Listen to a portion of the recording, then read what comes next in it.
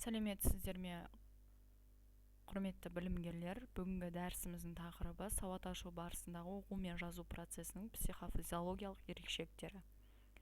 Лекцияның мақсаты мен міндеттеріне келетін болсақ, сауат ашу барысында оқу мен жазу процесінің психофизиологиялық ерекшеліктерімен таныстыру.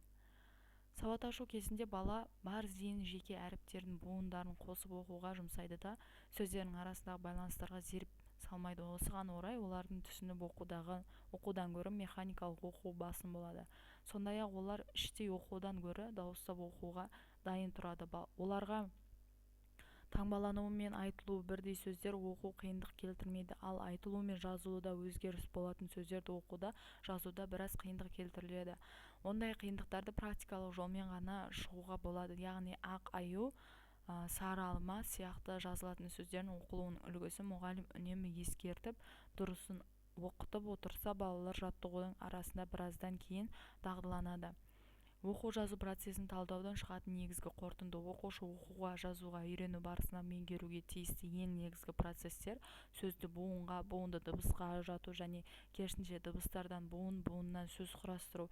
Егер мұғалім талдау, жинақтау, жеткізу көңіл бөлетін болса, бала әріпті дыбысты жеке жаттайды да, олардың әрқайсысының мәніне көңіл бөлмейді. Сондықтан олардың дұрыс байланыстарын оқи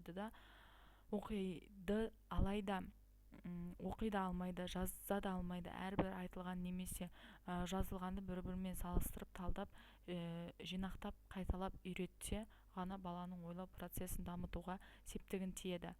Сауат аша бастаған бала оқу, жазу, үйрену барысында көптеген қиындықтар кездеседі. Бір әріпті немесе бір сөзді жазу үшін нерв жүйесінде бірнеше толқын жасалынады. Осы кездегі кедергі мен қиындықтар баланың нәзік табиғатына нұқсан келтірмей, күш-жігерін мұқалтпай алып шығу мұғалімдерге үлкен жауапкершілікті жүктейді. 6 жастағыларды оқытудың тиімділігін амалдарын саналды меңгеру үшін мұғалім төменде келтірілген негізгі жағдайларды білуі тиіс.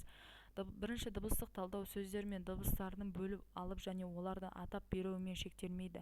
Ол сөздерді дыбыстарының бірізділігін, дыбыстық құрылымын сақтап, сол қалыпта қабылдап және қайтадан еске түсіру шеберлігін айқындап, балалардың ана тілінің дыбыстық құрылымын, әр дыбыстың маңызын түсіну керек. Жуан, жіңішке, дауыссыз дыбыстардың дыбысталу нұсқаулары. Екінші, сөздің дыбыстық құрылымының талдауы білуі.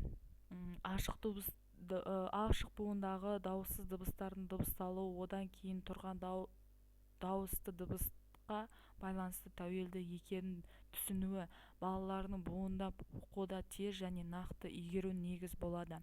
Оқу мен жазуда үйретудің элементтерінен қатар жүреді. Оқу мен жазудың негізгі ана тілінің дыбыстық құрылымын түсіну өте маңызды. Бағдарлама талабына сәйкес балалардың жазудың графикалық дағдысы, әріптерді дұрыс жазу және олардың байланысты және қарапайым орфографиялық дағдысы сөздің дыбыстық және әріптік құрылымына дұрыс жазуын қалыптасуы қажет. Әріптегі жазуға үйрету тәртібі мынандай: бірінші, жаңа әріпті таныстыру, көрсету, плакатта, дидактикалық материалдарда, дәптерлердің бетінде. Екінші, мұғалім жаңа әріпті ауада және тақтада жазып көрсету. Үшінші, дәптердегі жаңа әріптің үстінен басып жазу. Төртінші, жаңа әріп элементтерін жаңа әріпті толық жазуы.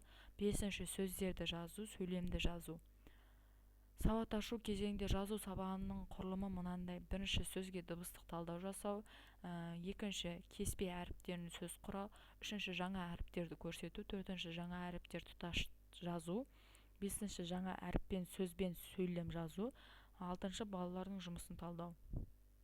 Сауат ашу кезінде жазудың негізіне мына сауатты жазудың негізі қаланады. Жазуға үйрету, партаға отыру, қаламды, дәптерді дұрыс қою ережелерін сақтаудан басталады. Жазу кезінде жарық баланың сол жағына түсуі керек. Жазу үлгісі нөмір 1 дәптерді әріптерге дейінгі кезеңге арналған. Баланың саусақ бұлшық еттерін жазуға икемдеп дайындау үшін тапсырмалар берілген.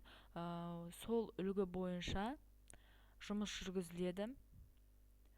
Жазу үлгісі дәптердің толық танысқаннан кейін оның партаның үстел үстінде 30 градус бұрыш жасайтын жағдайда орналастыруға ерекше көңіл бөлу қажет.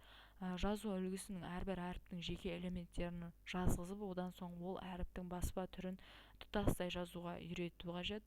Әрбір әріптің баспа және жазба түрлерін салыстырмалы түрде көрсетіліп отыру қажет. Жазу үлгісінде қалай отыру, қаламды қалай ұстау керектігін үнемі ескертіп, тақтаның жанында ілулі тұрған жөн. Содан ғана баланың жазуы жақсы, әдемі болады. Жазуға үйрету сауат ашу кезеңін аяқталғаннан кейін де жалғаса береді. Назарларыңызға рахмет.